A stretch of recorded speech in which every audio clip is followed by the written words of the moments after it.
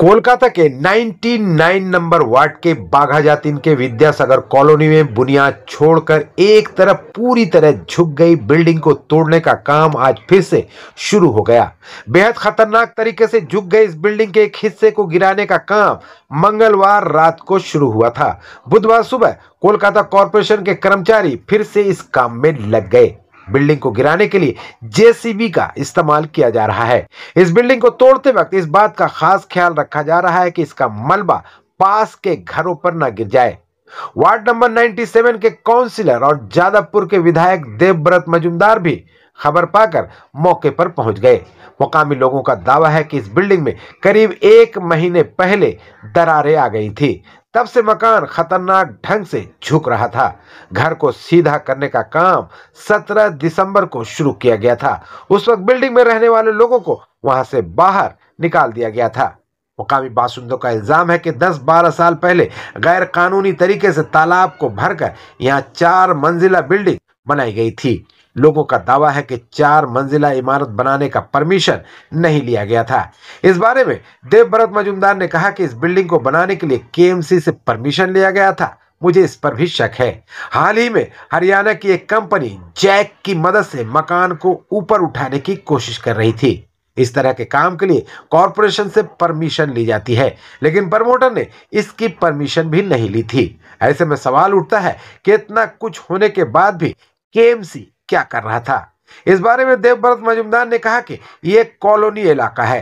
Colony इलाके में कोई भी बिल्डिंग कोलकाता कॉरपोरेशन की परमिशन लेकर नहीं बनाई गई है। ऐसे कई बिल्डिंग सीपीएम शासन के दौरान बनाए गए थे।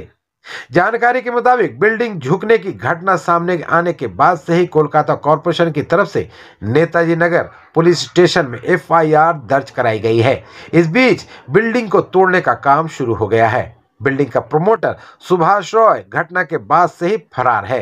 पुलिस उसकी तलाश कर रही है।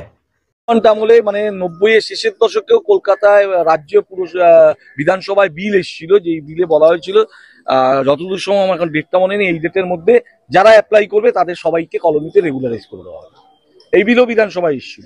আচ্ছা, আমি ধরলাম যে এই বিল্ডিংটা হলো, কিন্তু যখন একটা বাইরের সংস্থা এসে কাজ করছে, পুরসভার তো ইঞ্জিনিয়াররা বিভিন্ন জায়গায় এটাই আমাদের সবচেয়ে বড়। এই যে আমি কালকে থেকেই কাগজটা আমি জোগাড় করেছি, যে অদ্ভুত। আমি পুরসভার ইসেকেও বলেছি, আমাদের ডিজিকেও আমি বলেছি, নাগরা বিল্ডিং কনস্ট্রাকশন প্রাইভেট লিমিটেড বলে যমুনানগরের একটা কোম্পানি, যে এই কাজটা করছে এবং এই কাজটা যে করছে, এই কাজটা করার জন্য কোনো অনুমতি পুরসভার থেকে তারা নেয়নি।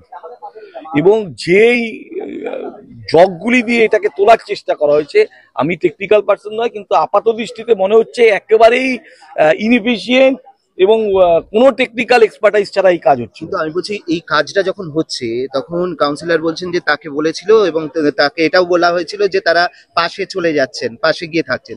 তো এই যখন কাজটা হচ্ছে তখন পুরসভা বাধা দিতে পারতো না? কাউকে জানাইনি। একটু ইস্যু হলো, কাউন্সিলরও জানে না, কাউকে জানায়নি। কারণ এই বাড়ির লোকগুলোকেও আমরা জিজ্ঞেস করেছিলাম যে এত বড় কাজ করলেন, মানে এই যে এখানে আছে 8 জন মিলে সই করেছে, ইনক্লুডিং ডেভেলপার, যে এই কাজটা করছেন আপনারা, এত বড় একটা কাজ করছেন, কাউন্সিলরকে জানাননি, পৌরসভাকে জানাননি, কিভাবে কাজটা করছে এর কোনো জবাব এরাও দিতে পারছেন। এরা বলছে আমাদেরকে বারে বারে ইনসিস্ট করেছে ডেভেলপারের 2টো ফ্ল্যাট আছে এখানে।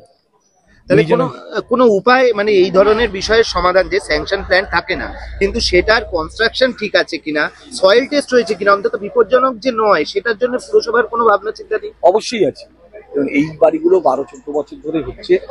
পুরসভা,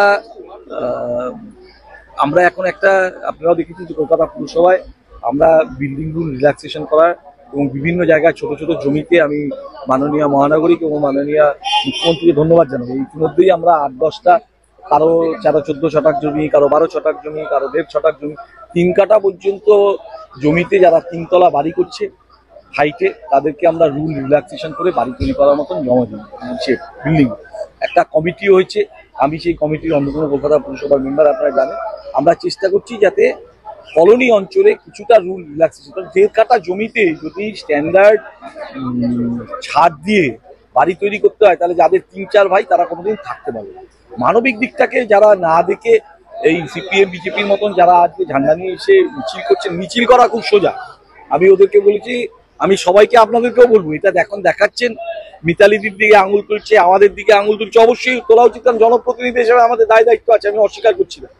আপনি যদি বলেন বিধায়ক হিসাবে হচ্ছে, একটু আপনার চোখের সামনে হচ্ছে, আমি সব জায়গায় বাধা দিতে পারছি না বা মানবিকভাবে বাধা দেওয়ার মতন অবস্থাও নেই। আমি তো সোজাসুজি বলছি, আমি কলোনির লোক, কেউ 12 একটা নিজের দোতলা বাড়ি করবে, তার স্যাংশনের জন্য আমি ইনসিস্ট করতে পারছি না, সে থাকবে কোথায়? 4 ভাই 5 ভাই সবাই, আমাদের মানবিক দিক দিয়ে তো ভাবতে হবে কিছু একটা। আমিরা তো প্রতিবাদ মিছিল করছে। শুনুন, আমি সেটাই বলছি, এখান থেকে 200 মিটার দূরে যান, কলতান বলে 101 নম্বর ওয়ার্ডে কমিউনিটি হল, অত বড় কমিউনিটি হল, জমি সরকারের না, কারো জমি না, পুরো বেআইনি নির্মাণ।